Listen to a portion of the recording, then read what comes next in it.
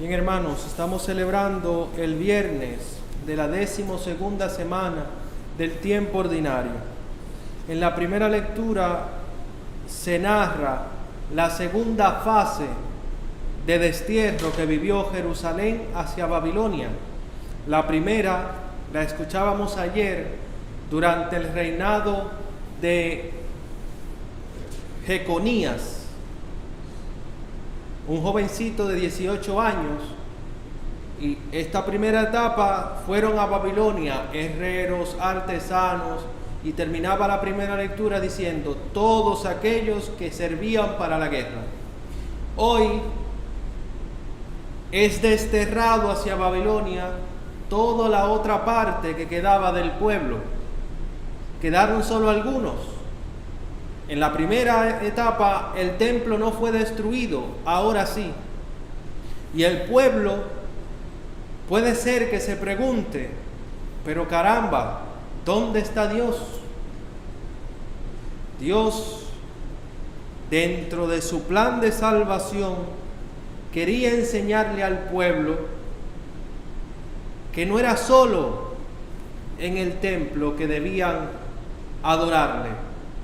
Dirá el profeta Isaías, en espíritu y en verdad. Y el mismo Jesús lo va a repetir cuando habla con Nicodemo. El que nace del espíritu adora a Dios en espíritu y en verdad. Pero se está cumpliendo una profecía. El pueblo de Israel se había olvidado de Dios. Y Dios, que ama tanto a Israel, decide llevárselo fuera de la tierra, no para exterminarlos, sino para enamorarlos. Dice el profeta Oseas, la llevaré al desierto, le hablaré al corazón, haré los mismos prodigios que hice en el desierto, y ya no buscarán a otro Dios, ya no buscarán a otro marido, y me llamarán Señor mío, marido mío. Para eso Dios lo lleva al destierro.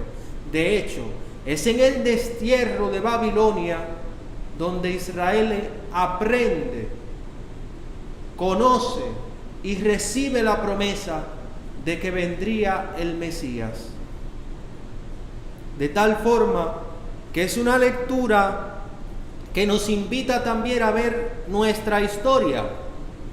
Y muy concretamente ahora, todavía estamos en pandemia y no podemos quizás ir al templo como quisiéramos, de que Dios nos está diciendo, ustedes no están solos. Yo también estoy contigo en tu casa. El Padre Geraldo y yo nos pasamos la Pascua entera hablándoles de que Dios fue a tu casa e hizo Pascua contigo.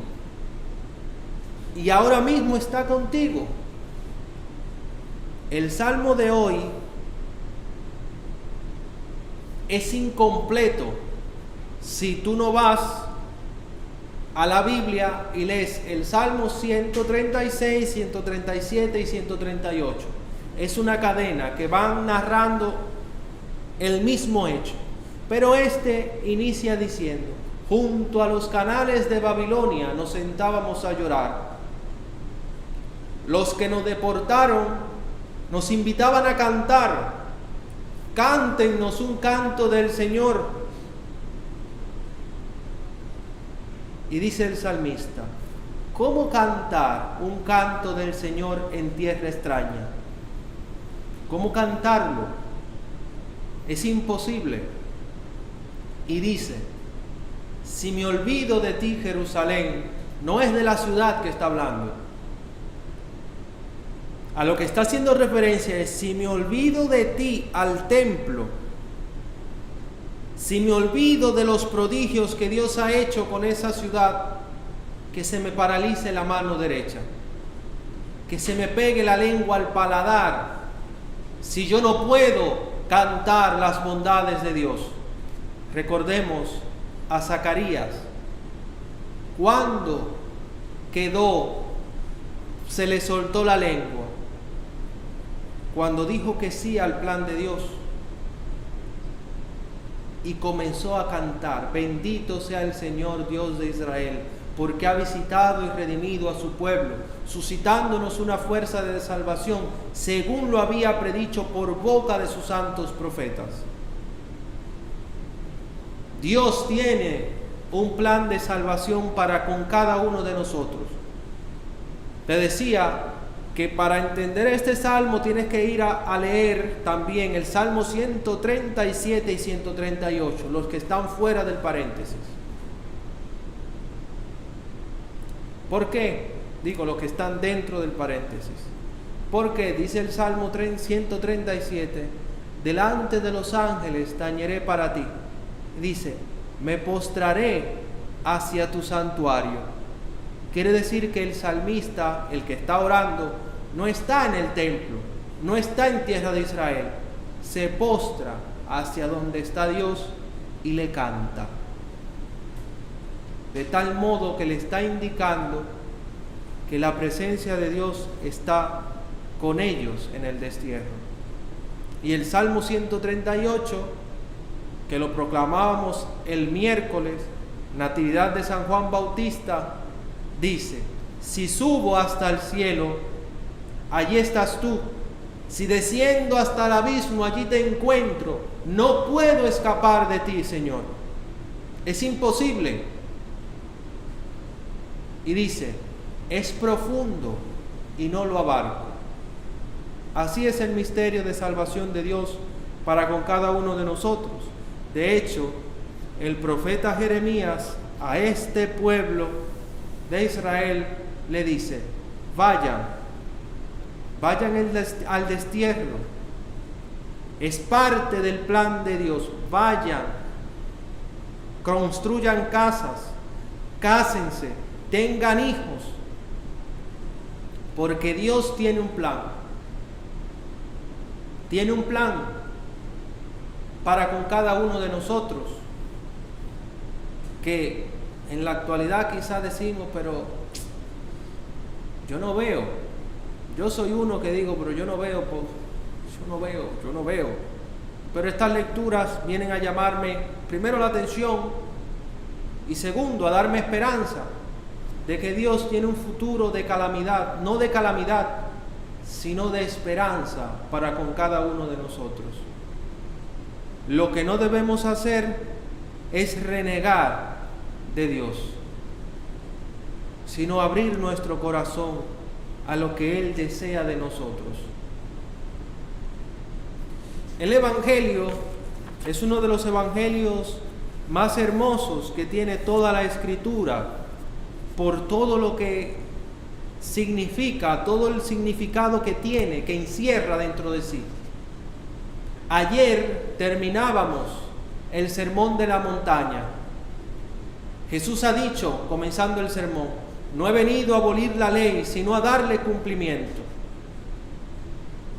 Para entender este evangelio de Mateo, tenemos que irnos al Éxodo.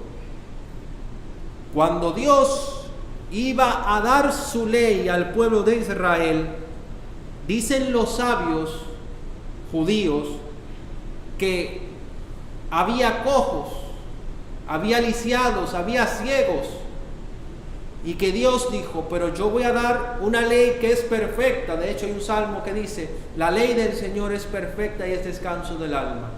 Yo voy a dar una ley perfecta. Mi pueblo no puede estar enfermo, tienen que ser perfectos. Y dice la tradición judía que cuando Dios iba a dar la ley en el Sinaí, todos aquellos que estaban enfermos quedaron sanos. Es curioso que el primer milagro que hace Jesús en el Evangelio de Mateo y tanto en el Evangelio de Marcos es la sanidad. Esa es la gran pregunta: ¿por qué la lepra? En Israel, la lepra hace que la persona que se vuelve leproso tenga que ser apartado de la comunidad. Pero ¿qué es lo que produce la lepra? ¿Qué es lo que hace que un hombre sea leproso? La lepra te carcome la piel y te va quedando sin miembros. Hay un pecado que nos va carcomiendo desde dentro y nos vuelve leprosos. Y es el pecado.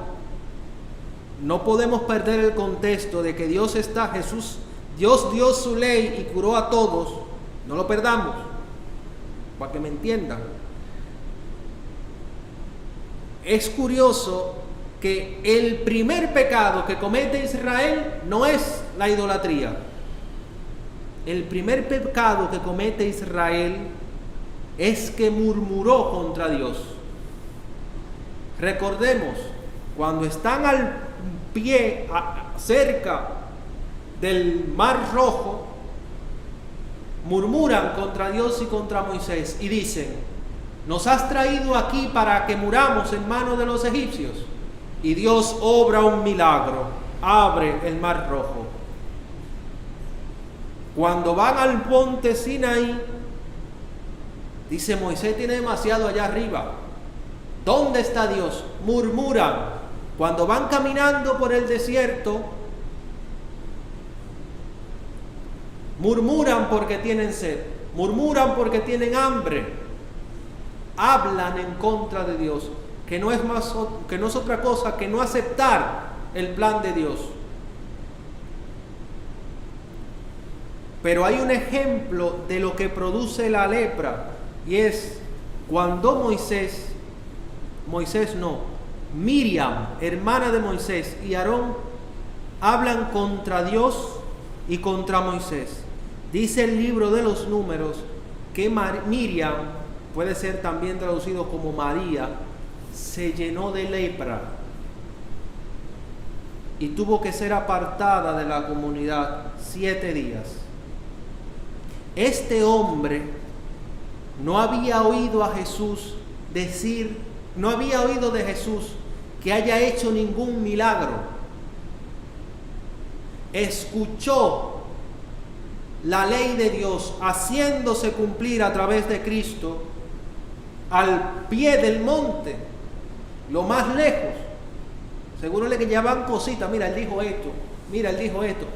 Y entonces terminaba ayer el evangelio: es un hombre que habla con autoridad, no como los escribas y fariseos. Es un hombre que viene de Dios y no tiene temor de acercarse. Por eso Jesús, cuando da su ley, comienza a curar.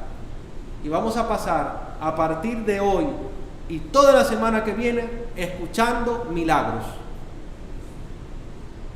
Milagros. Comienza el ciclo de los milagros. Ya dio su ley, pero para que la recibamos tenemos que tener el corazón y tenemos que estar nosotros sanos.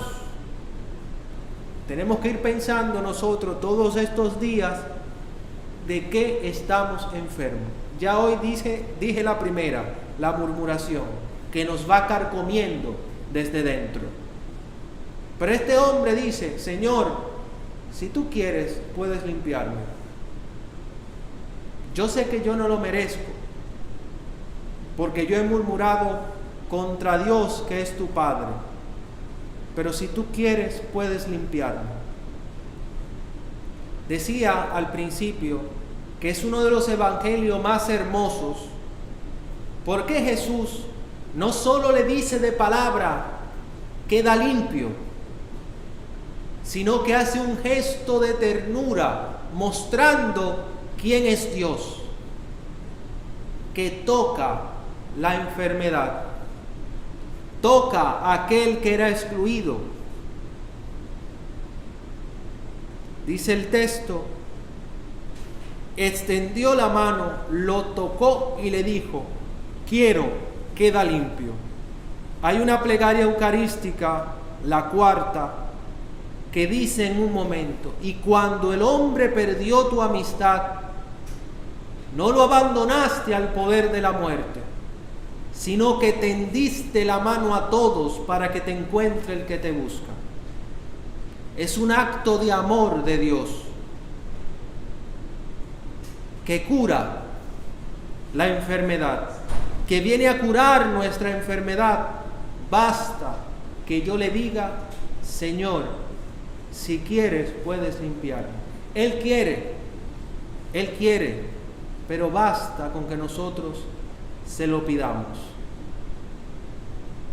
Pidámosle al Señor en este día nos conceda ver y nos conceda contemplar que todo aquello que está sucediendo en nuestra vida es designio de Él, que vemos las aguas turbulentas y decimos: pero para allá es que tú quieres que yo vaya.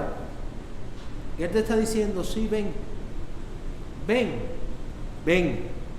que tengo algo más grande preparado para ti.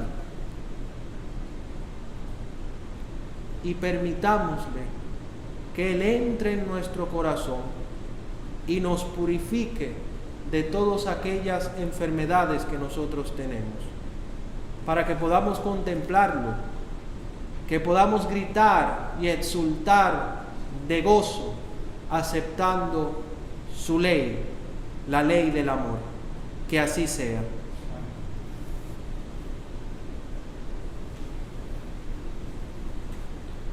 Elevemos al Señor nuestras súplicas.